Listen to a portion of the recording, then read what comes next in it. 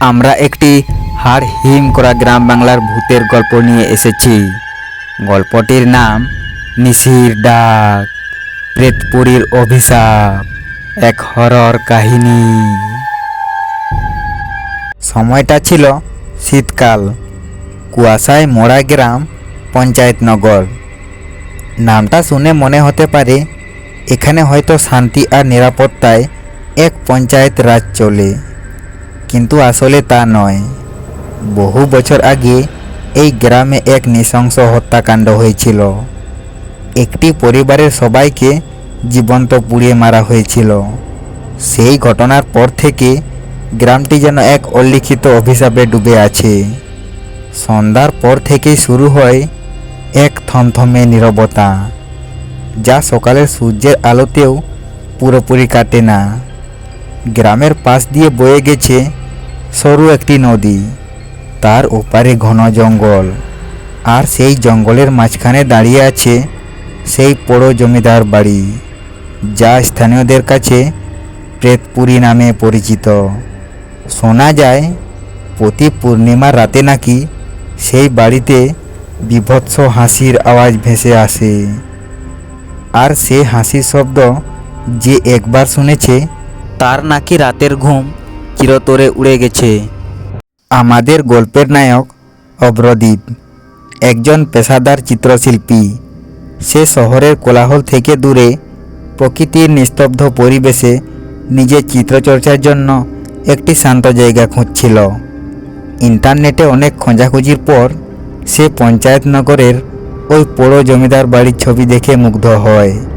বিশাল পুরনো বাড়ি, তার চারপাশে জঙ্গল, নদীর ধারে নির্জনতা, সব মিলিয়ে অভ্রদীপের মনে হলো তার শিল্পের জন্য এর চেয়ে ভালো জায়গা আর হতে পারে না। গ্রামের মানুষের মুখে সে জমিদার বাড়ির অভিশপ্ত গল্প শুনেছিল, কিন্তু অভ্রদীপ যুক্তি আর বাস্তবতায় বিশ্বাসী। এসব অলৌকিক গল্পে তার বিন্দুমাত্র আস্থা ছিল না। অন্ধকার নামছিল।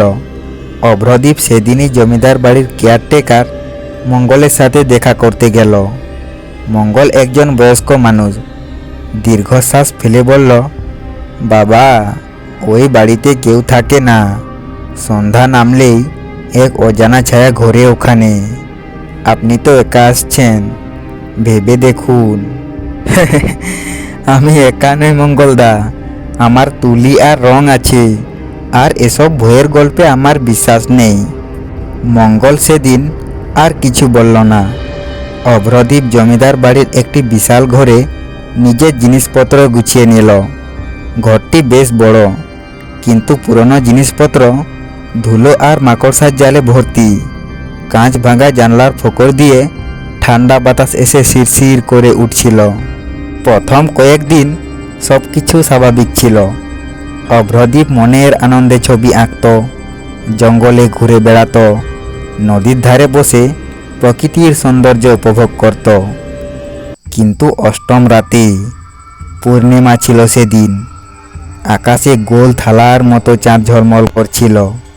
তার আলোয় জমিদার বাড়ির প্রতিটা কোণ যেন অদ্ভুতভাবে উজ্জ্বল হয়ে উঠেছিল।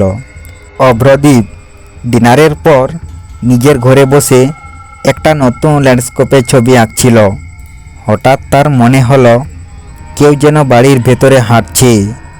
পায়ের শব্দ খুব মৃদু কিন্তু স্পষ্ট। ঠক ঠক ঠক শব্দটা যেন দোতলার দিক থেকে আসছে। অভ্রদীপের বুকটা সামান্য কেঁপে উঠল। সে যুক্তিবাদী হলেও এমন জনশূন্য বাড়িতে পায়ের আওয়াজ শুনে তার মনে এক অজানা ভয় উঁকি দিল।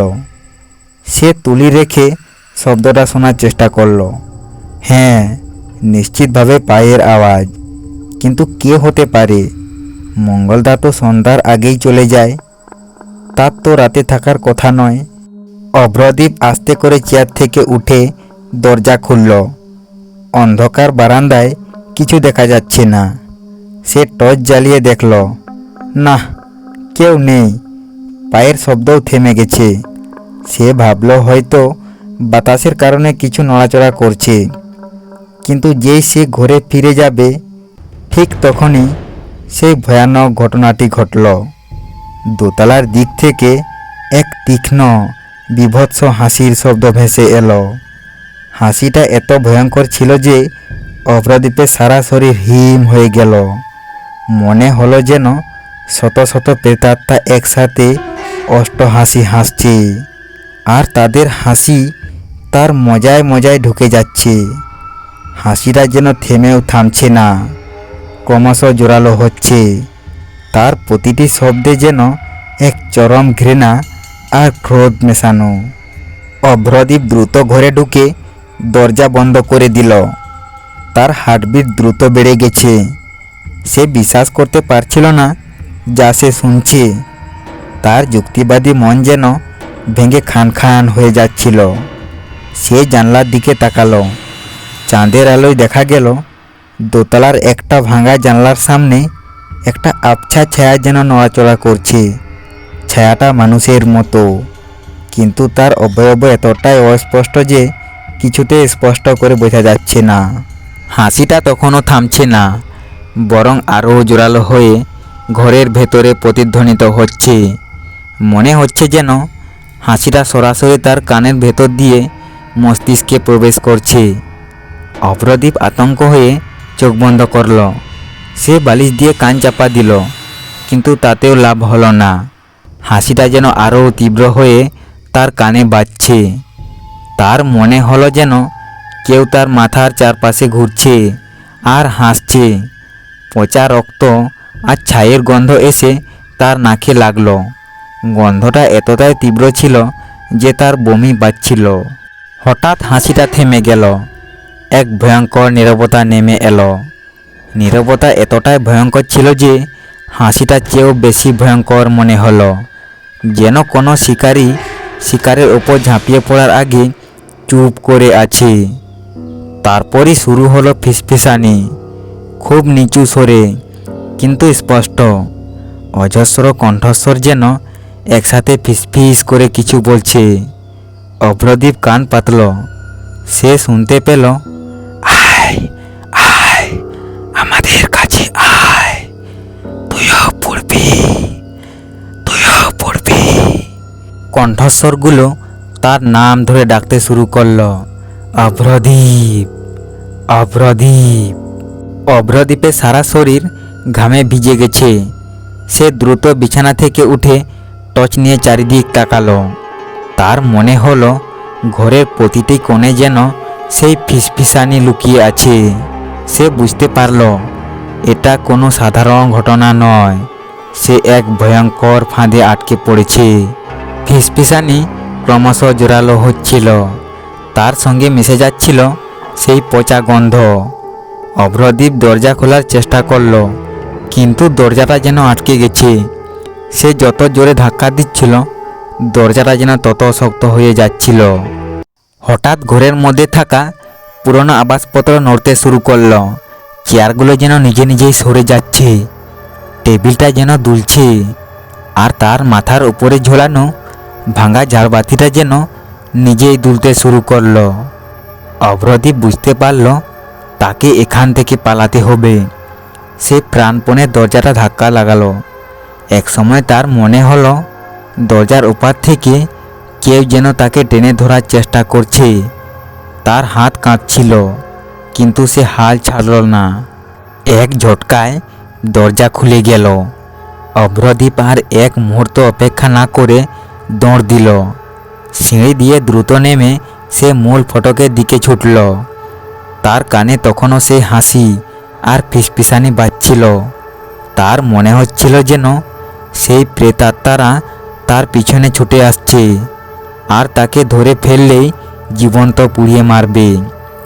সে যখন মূল ফটকের কাছাকাছি, ঠিক তখনই ফটকের পাশ থেকে একটা দীর্ঘ নোংরা হাত তার পা জড়িয়ে ধরল।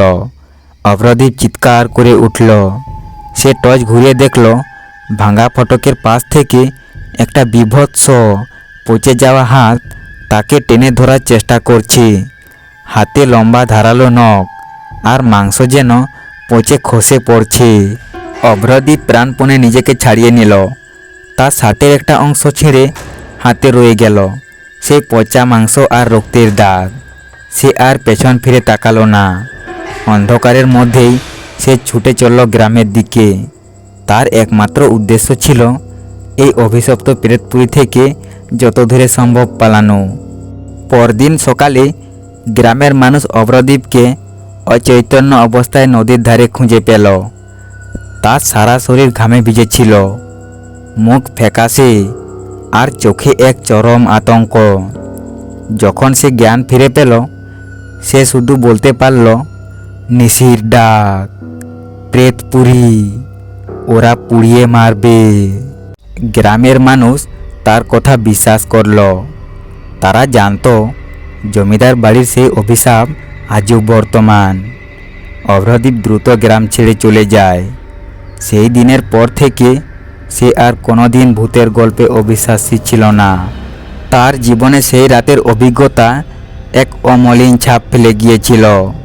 সে বুঝেছিল এই পৃথিবীতে এমন কিছু অন্ধকার আছে যা আমাদের যুক্তির বাইরে, আর সেই অন্ধকার যখন ডাক দেয় তখন তার থেকে পালানোর কোনো পথ থাকে না। নিশির ডাক যে একবার শুনেছে তার জীবন আর আগের মতো থাকে না। প্রেতপুরীর অভিশাপ আজও পঞ্চায়েতনগর গ্রামে এক চাপা আতঙ্ক হয়ে বিদ্যমান।